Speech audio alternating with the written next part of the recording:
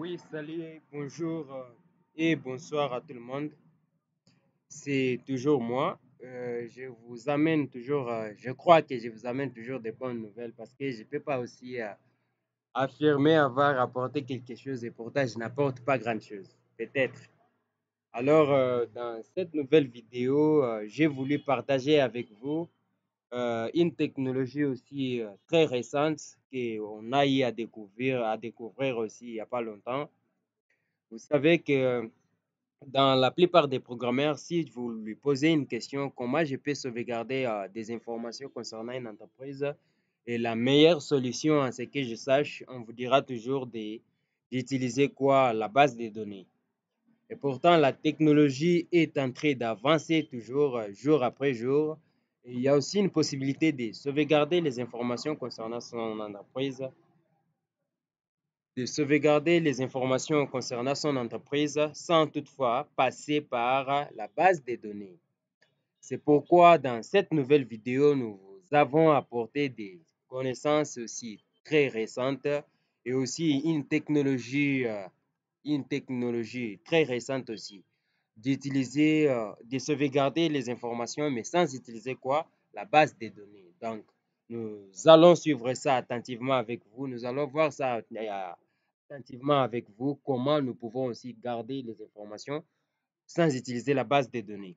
C'est pourquoi, en titre de démonstration, nous avons eu à prendre un cas de gérer la facturation dans un restaurant, c'est-à-dire euh, une possibilité de faire des commandes, une possibilité qu'on puisse générer des factures et une possibilité qu'on puisse imprimer la facture, une possibilité qu'on puisse faire quoi encore, qu'on puisse imprimer, qu'on puisse sauvegarder les informations dans un ordinateur, c'est-à-dire sauvegarder la facturation ou bien sauvegarder la facture, disons, dans un ordinateur sans passer par la base des données. Et aussi de rechercher aussi cette information concernant la facturation ou bien les informations concernant la facture dans la machine sans passer par la base des données. Vous voyez que c'est vraiment très intéressant, hein? C'est très intéressant. Si vous n'êtes pas encore abonné à notre chaîne, je vous prie de vous abonner. C'est une façon pour moi d'être encouragé et c'est une façon pour moi d'être motivé à exposer ce que je suis en train de faire. Et c'est aussi une façon pour moi de partager des idées avec les autres. Si vous ne nous encouragez pas, vous allez voir qu'on peut avoir des idées, on peut avoir des idées de faire des choses, mais on les garde pour nous-mêmes. Et pourtant, en partageant comme ça, tu peux aussi, toi aussi, là, tu n'étais pas informé que tu peux le faire, mais à travers une autre personne, tu apprends aussi à réaliser quelque chose. Alors, ne sois pas aussi un grand retour, abonne-toi. Alors, voilà, c'est ça notre phrase. Si tu n'es pas encore abonné à notre chaîne, c'est le moment, s'il te plaît. Il y a d'autres personnes, ils aiment qu'on les dise s'il te plaît. Donc, alors, sans plus tarder, sans épiloguer des choses, voilà, nous avons là les codes sources de notre application. Moi, j'ai toujours voilà, nous avons là beaucoup de codes. Donc, nous allons lancer d'abord notre application pour voir comment ça fonctionne. Donc,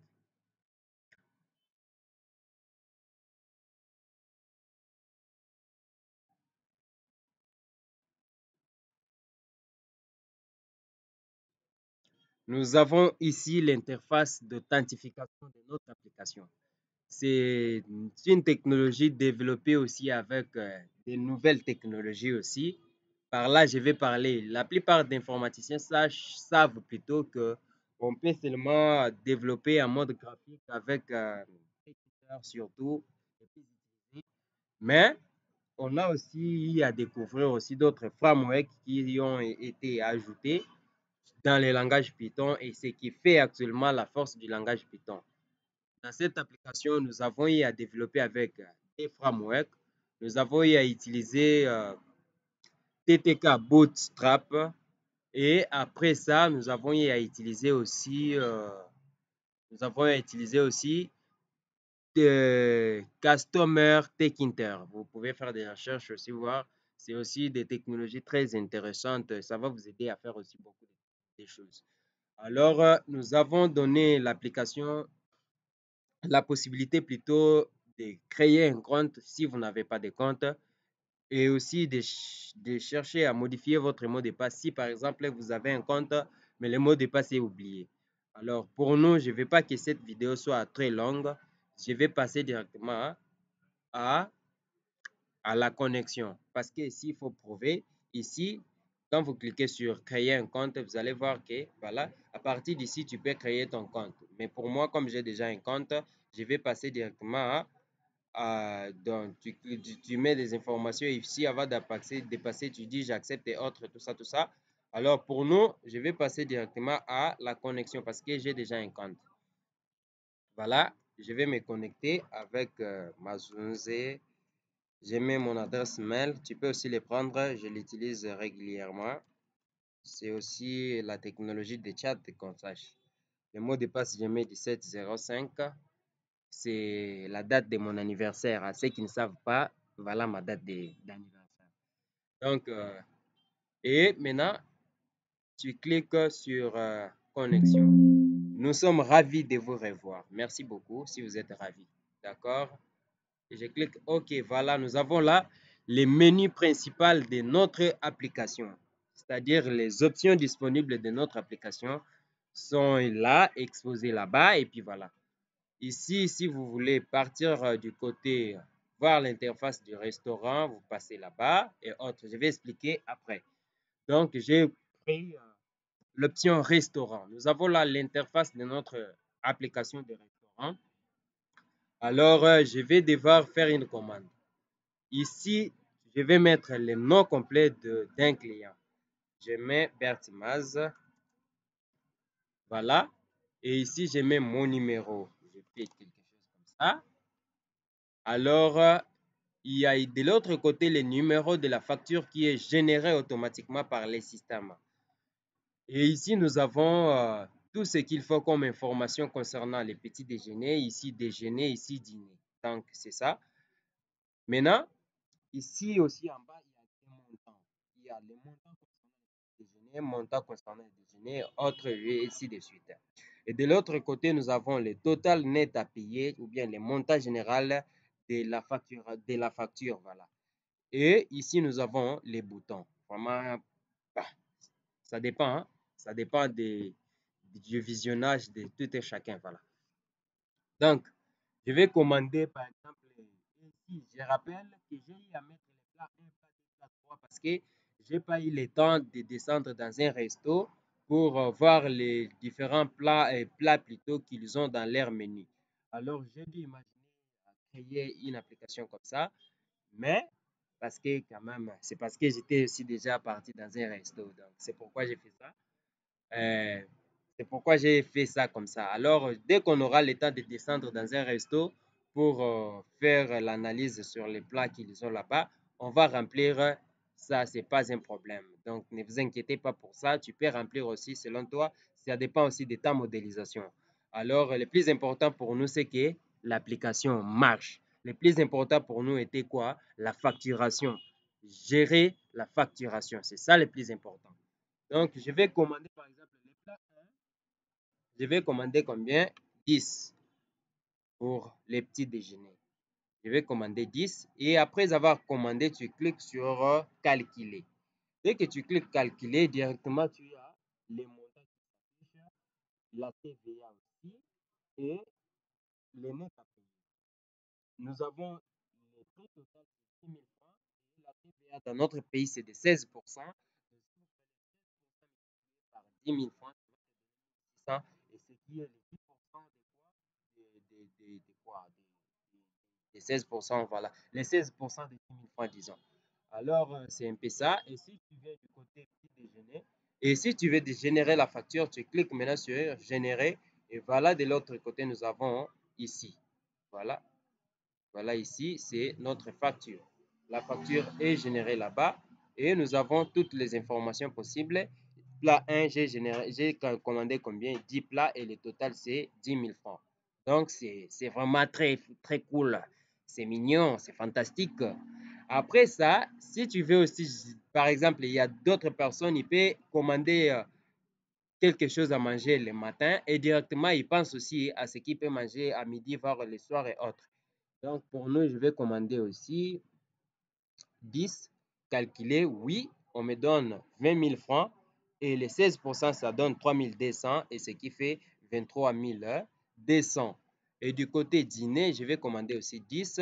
Je clique sur calculer, ce qui donne 170 000 et les 16% qui donnent 27 200, 197 200. Donc, tout a été bien calculé. Et de l'autre côté, nous avons le total général concernant toute la facture, c'est-à-dire concernant tout ce qu'on a eu à commander. Alors, à partir d'ici, comme j'ai eu à ajouter d'autres montants concernant le déjeuner et aussi dîner, alors je vais passer directement, avant de passer à enregistrer la facture, je vais aussi cliquer encore sur générer pour ajouter d'autres montants. Voilà. Et nous avons là 3 plats. Ici, j'ai comme plat 1, plat 1, plat 1. Donc, je sais fait 3 plats et quelque chose comme ça. Voilà, nous avons les montants ici. 232 000 francs, 32 000 francs de TVA et autres, tout ça, tout ça. Donc, c'est quelque chose là de très magnifique.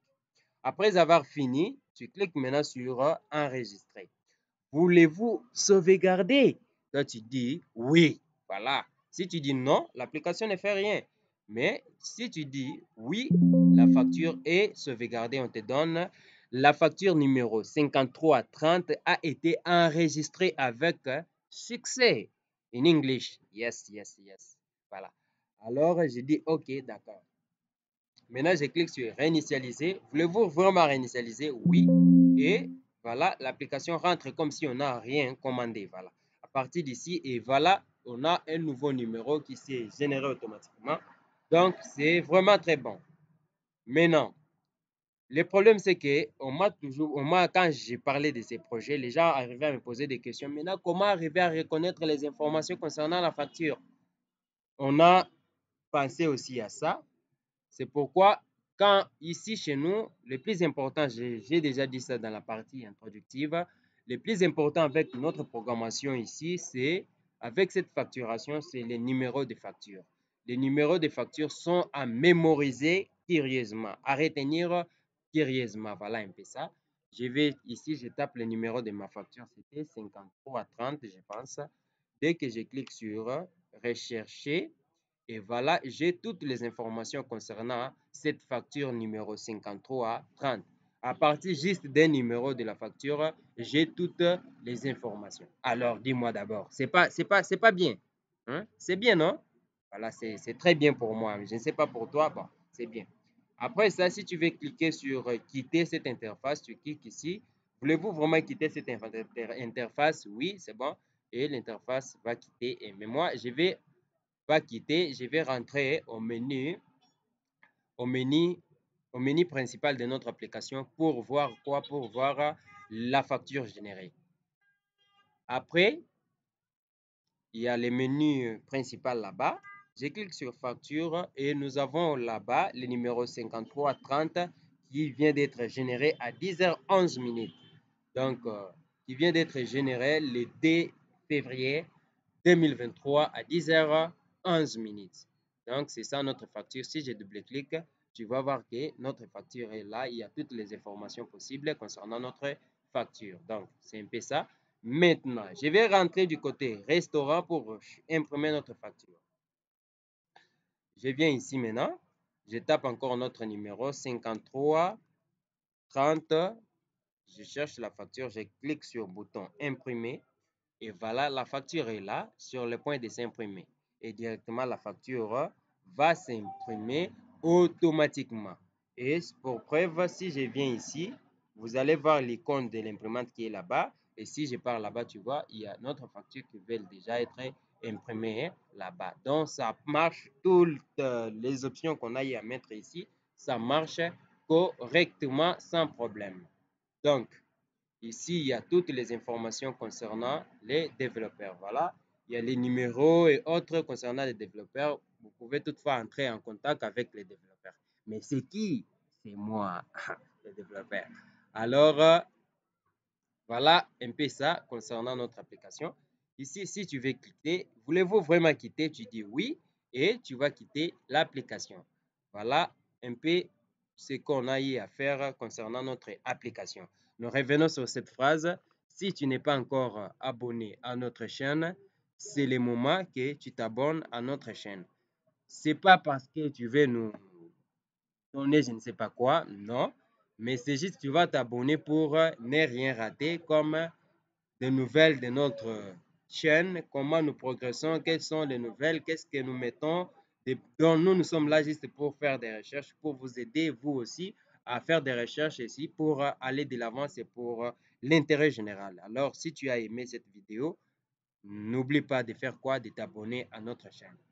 Ne t'abonne pas seulement, mais aussi quand tu t'abonnes, essaie de me laisser des commentaires concernant les failles de notre système ou bien concernant les difficultés qu'on peut avoir ou bien les difficultés que tu as toi aussi étant la personne qui a suivi correctement cette vidéo. Tu nous laisses aussi des commentaires. Nous sommes, disons, nous sommes sensibles à des commentaires. Nous allons toujours répondre. C'est pour la perfection et surtout c'est pour la bonne collaboration de notre chaîne et aussi avec vous. Voilà, c'est un peu ça. C'est de la part de Bert Maza. On se voit ainsi à la nouvelle vidéo qui va bientôt arriver. Voilà, c'est Bert Maz Haïti Solution. On se voit à plus tard. Bye.